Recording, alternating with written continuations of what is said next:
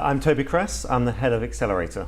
So Accelerator London is the London Met University's business incubator space. And it's a real world ecosystem of startup companies, kind of growing businesses that connects to the university. So we've got about 30 startups, mostly in the technology space, anywhere from kind of a team of founders up to about 30 people. And then around that, we run student enterprise programs. So the next generation of founders and young entrepreneurs can come and connect with the founders in the building, kind of get the skills, the knowledge, and the confidence so that when they graduate, they can start their own businesses. Okay. So what sort of services do you provide? Why do companies come to you and sort of just going on their own straight away? Yeah. There are lots of options now for startup companies, technology companies, growing companies, especially in London and especially in Tech City, which is where Accelerator is based. They range from different verticals. So you have accelerators and incubators that help one particular industry. That could be healthcare, that could be finance. And there are different accelerators that help companies at different stages of growth. We specialize in helping companies which are post-revenue or post-seed round funding, growing to a round A of investment. So usually when they join us, they're a small team, and when they leave us, they're probably 10 to 20 people, and they've raised over £1 million. So that's kind of our specialist area. Now what those companies get when they join Accelerator is they get a fantastic office space right in the heart of Tech City, but more than that, they get a community.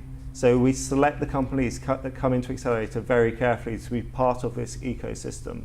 And that peer-to-peer support is incredibly valuable when you're a growing company, because you're not going through this alone, and you're not going through unique experiences.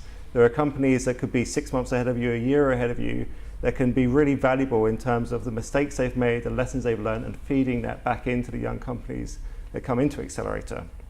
So that's part of the value that we provide. We also have mentorship, connections to industry, connections to finance. And so it's a general support package for companies, so to take some of that kind of admin and strain off of what they do and allow them to focus on growing the business, which is what they're great at. So you say you select the companies.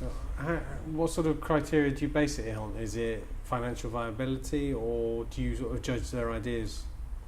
So there are three main areas that we look at when we get applicants to join Accelerator space. One is the market for their idea. So there has to be demand for what they're looking to supply.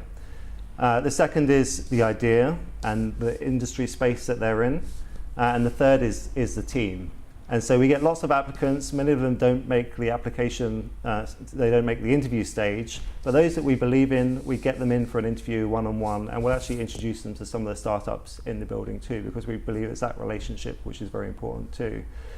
And the ones that we think have potential, we bring in and help them grow for 1 to 2 years is the time that they're with us. Okay. So what sort of services do the mentors provide? So mentors provide a whole range of support and advice for the companies in here. And we have a range of mentors. Half of the mentors are founders themselves, people who've been through this process, and they can kind of feedback some of that learning.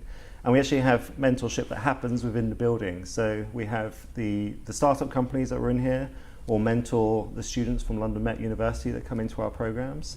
And then we have outside mentors who have had successful exits with companies who can come back and feed in their knowledge to the companies in the space. Now that can take a couple of forms. Our group of mentors can come in and have an area of expertise which you can kind of tap into as and when you need it. Or you can start a one-on-one relationship with a mentor and have someone to go back and kind of have a sounding board as you progress your company.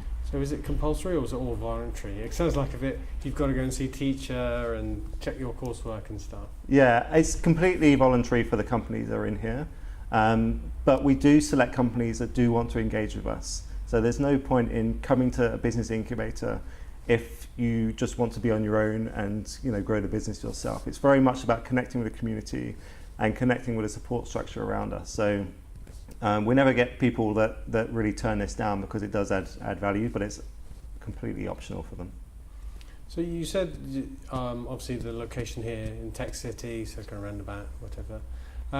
What is it about this area that has become such a hub for the UK entrepreneur space? Yeah. Well, Tech City is an interesting geographical space and an interesting history here. So Shoreditch has been the home of creativity and the art scene for decades. So it's got that vitality about the area that brings good bars, good restaurants, good nightlife, good social scene. It's also right on the doorstep of the city. So it's got access to finance, that kind of connection between industry and creativity. And over the last 5 to 10 years, it's just been incredible to see that kind of technology sector bloom in this area for those very reasons, because of the natural resources that it has here. And as that's grown organically, obviously initiatives like Tech City have come in and put an umbrella over that and shone a light on that internationally. And so London is now attracting the best talent and the most investment from around the world. So Tech City and London is now the third largest tech hub in the world after New York and San Francisco, and it's actually the fastest growing. So we're really excited to be right in the middle of this, and we feel that that location is another added bonus to the companies that we host here. No, you just mentioned the Tech City initiative, which is a government-led one, wasn't it?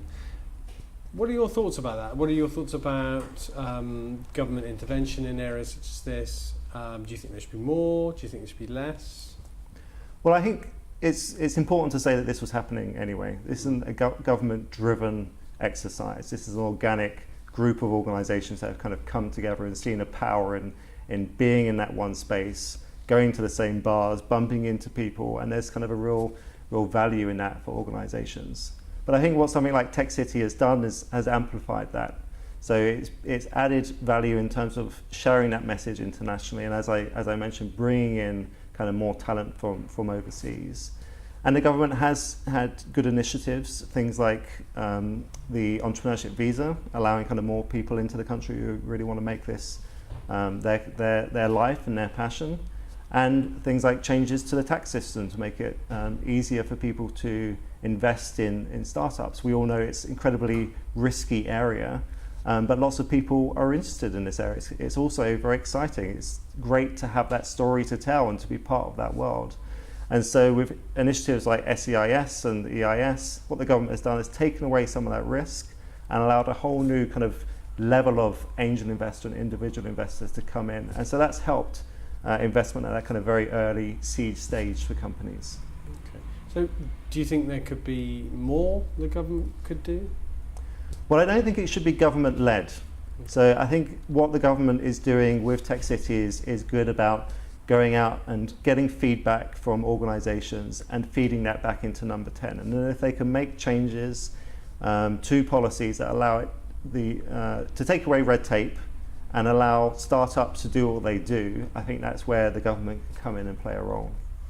Now, you mentioned London being the third biggest sort of centre of innovation.